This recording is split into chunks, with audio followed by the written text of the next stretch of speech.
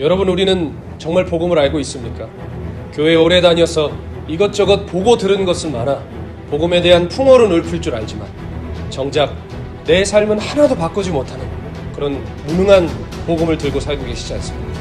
내 삶의 죄 하나, 습관 하나 바꾸지 못하는 복음이 어찌 우리를 구원할 수 있겠습니까? 우리는 우리의 구원에 대해 날마다 다시 살펴보아야 합니다. 두렵고 떨림으로 내가 믿음 위에 서 있는지 오늘 우리의 삶을 돌아보아야 할 줄로 믿습니다.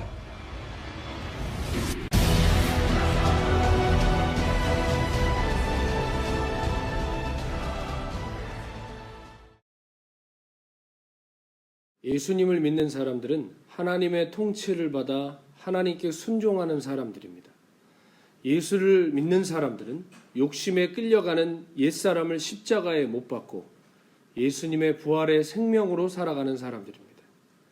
이 고백은 그랬으면 좋겠다는 바람도 아니고 혹은 언젠가 이루어질 소망도 아니라 이미 주님이 이루신 실제적인 역사입니다.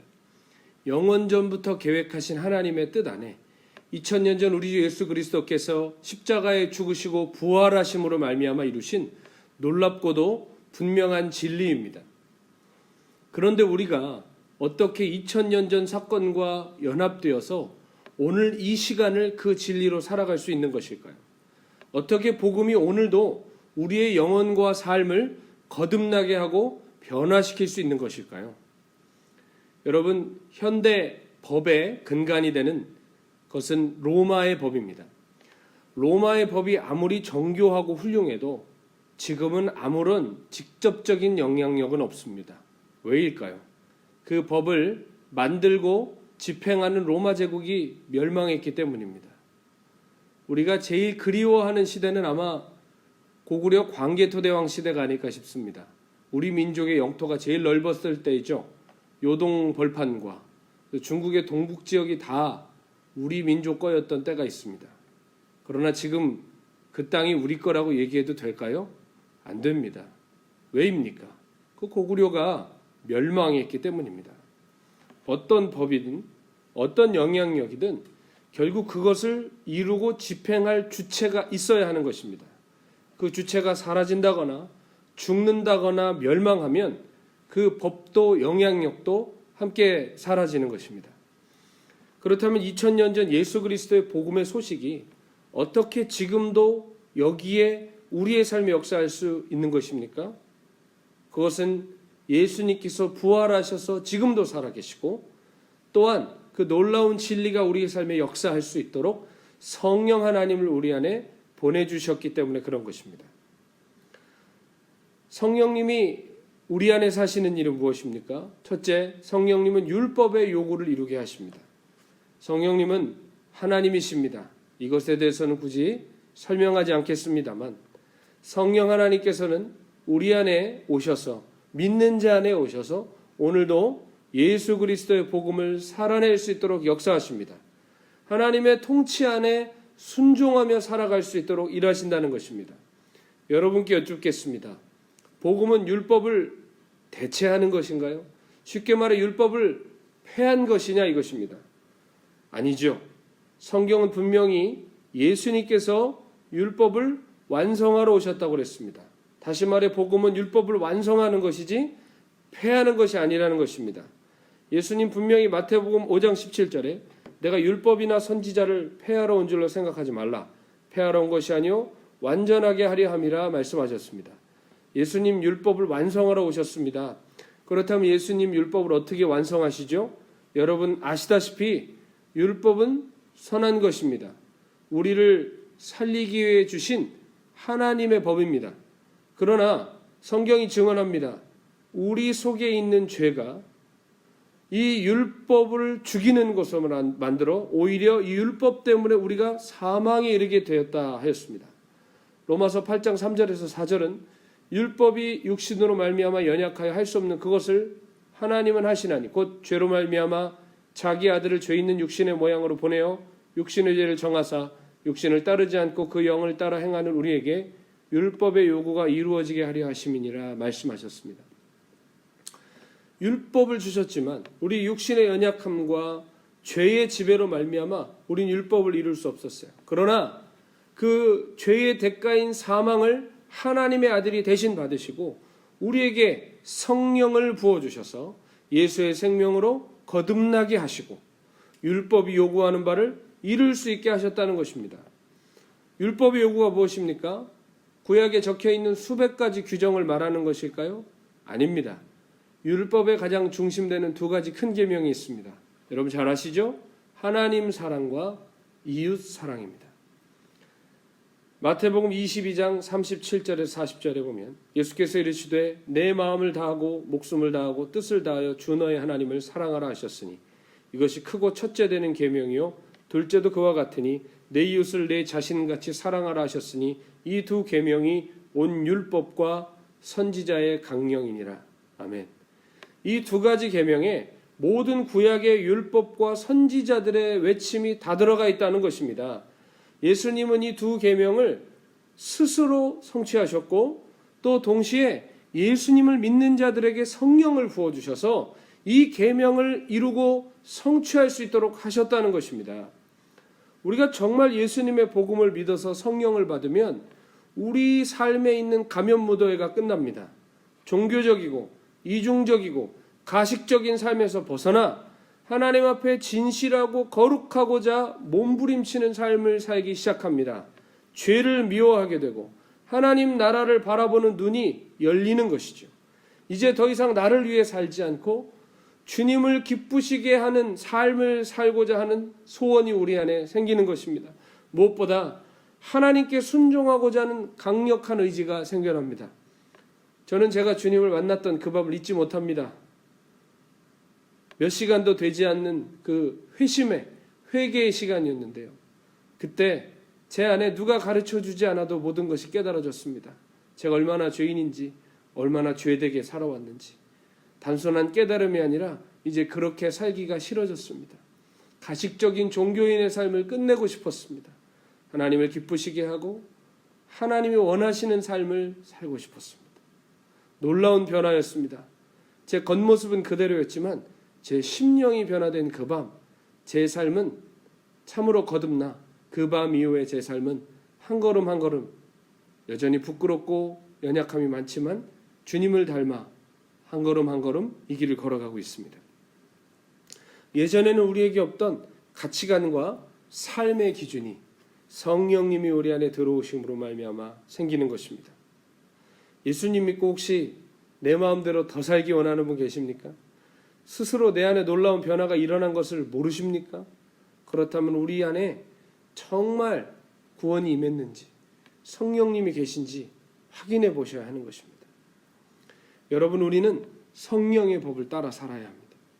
율법은 돌판에 새겨진 법조문이었지만 성령님은 우리 안에 친히 오셔서 우리를 다스리시는 법의 집행자이십니다.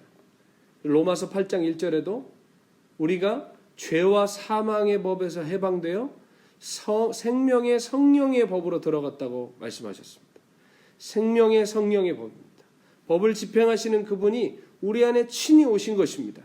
그러므로 우리가 해야 될 일은 무엇입니까?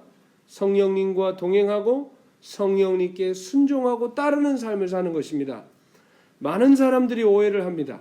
믿음은 칭의와 관련이 있고 순종은 성화와 관련이 있다고 생각합니다. 그러나 아닙니다. 칭의 없는 성화 없듯 성화 없는 칭의도 없습니다. 쉽게 말해 믿음 없는 순종 없고 순종 없는 믿음도 없다는 것입니다. 믿음으로 구원받고 순종으로 상급받는다는 말은 잘못된 말입니다. 믿음으로 구원받은 사람은 반드시 순종의 열매를 맺습니다. 순종의 열매를 보고 우리 믿음의 진위를 가리는 것입니다. 순종의 연속성을 보고 우리 믿음의 연속성을 확인하는 것입니다. 사도 바울은 로마서에서 분명히 못 박아 말합니다. 그러므로 형제들아, 우리가 빚진 자로 돼 육신에게 져서 육신대로 살 것이 아니니라. 너희가 육신대로 살면 반드시 죽을 것이로되 영으로서 몸의 행실을 죽이면 살리니 무릇 하나님의 영으로 인도함을 받는 사람은 곧 하나님의 아들이라. 아멘. 우리는 우리 안에 계신 성령님의 인도를 반드시 따라 의를 행하는 하나님의 자녀들이 되어야 합니다. 믿음만으로 구원 얻었기 때문에 그 이후로는 우리가 어떤 행동을 해도 보장받는 구원이라고 생각한다면 그것은 이단 구원파의 신학과 다를 것이 없습니다. 하나님의 자녀는 더욱 율법의 요구를, 하나님을 사랑하고 이웃을 사랑하는 그 하나님의 놀라운 뜻을 이루는 삶을 살아갈 수밖에 없습니다. 예수님은 친히 당신의 육체로 하나님의 의를 이루셨고 성령님은 그 이루신 의를 우리 안에 오늘도 이루시고 행하시는 분이라는 것을 잊으셔서는 안 됩니다. 우리의 구원은 이미와 아직의 두 가지 시간표를 모두 다 포함하고 있죠. 엄밀히 말하면 우리의 구원은 이미 완성된 것이지만 동시에 아직 완전한 구원을 기다리고 있는 상태인 것입니다. 영은 우리가 구원을 받아 성령을 따르려고 하지만 육신은 아직 완전한 구원에 이르지 못하여 죄의 지배 아래서 영의 요구를 계속해서 거부하고 우리를 죄와 사망으로 끌어가려고 하고 있습니다. 그러나 기억하십시오. 우리는 그 지배에서 해방된 사람들입니다. 우리 육체는 습관적으로 그것을 따라가려 하지만 우리는 그것을 거절할 수 있습니다. 우리를 인도하시는 성령님을 따라 우리는 의를 행할 수 있는 사람들입니다. 우리는 세상에 대하여 죽고 하나님에 대하여 산 사람들이기 때문에 그렇습니다. 보혜사이신 성령님께서는 우리가 넘어질 때마다 도와주십니다. 우리가 낙심할 때마다 말할 수 없는 탄식으로 하나님 아버지께 우리를 위하여 간구해 주십니다. 우리가 하나님 나라에 들어갈 때까지 우리에게 세상을 이기실 힘을 주시는 분이십니다. 그러므로 우리는 그 성령님을 의지하고 성령님께 순종해야 합니다.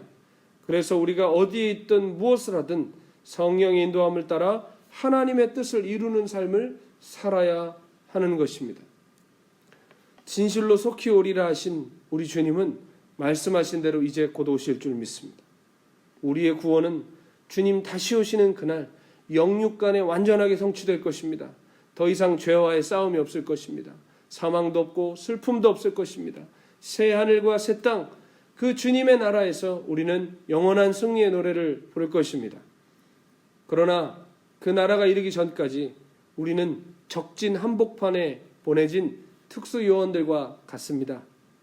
거룩한 간첩이죠.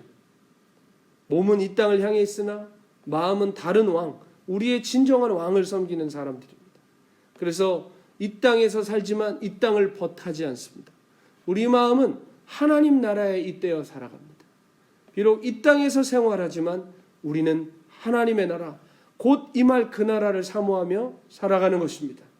때로는 우리의 그러한 삶의 방식 때문에 세상에서 미움받고 조롱받고 우리가 많은 어려움을 당할 수 있겠지만 우리는 우리를 구원하신 주 예수 그리스도를 따라 성령과 함께 이 땅에서 우리의 부르심을 다 해나가야 될 줄로 믿습니다. 우리 주님이 십자가에서 다 이루셨습니다. 그리고 그 이루신 그 의를 우리와 함께 하시기 위하여 성령을 보내셨습니다. 이제 우리는 그 승리를 선포하면서 우리가 살아가는 그 자리에서 성령께 순종함으로 하나님의 나라를 이루며 살아가야 할 줄로 믿습니다. 우리는 늘 부족하여 넘어지지만 예수께서 피로 값주시고 사신 당신의 자녀들을 성령님을 통하여 끝까지 진리와 은혜의 길로 인도하실 줄을 믿습니다. 우리가 가정에 있든지 학교에 있든지 직장에 있든지 심지어는 선교지에 있든지 상관없이 우리가 성령을 따라야 하는 삶을 절대로 면제받을 수 없습니다. 어디에 있든지 우리는 성령의 사람, 하나님의 뜻을 살아내는 하나님의 거룩한 자녀로 서 있어야 합니다. 우리가 받은 직분이 우리를 거룩하게 하지 못합니다. 우리가 서 있는 그 땅이 우리를 진실하게 만들어주지 못합니다. 우리 안에 오신 성령님을 따라 사는 사람만이 지옥 같은 땅에서도 의의 꽃을 피워내는 것입니다. 그러나 성령을 따라 살지 않는 사람은 아무리 대단한 열방 땅끝에 가서 엄청난 숭고한 일을 하는 것 같을지라도 하나님과 상관없는 길을 갈 수밖에 없는 것입니다. 한 가지 이야기를 하고 복음 강론 이 부족하고 짧은 강의 마치도록 하겠습니다. 저는 이 예화를 쓰는 것을 참 좋아하는데요.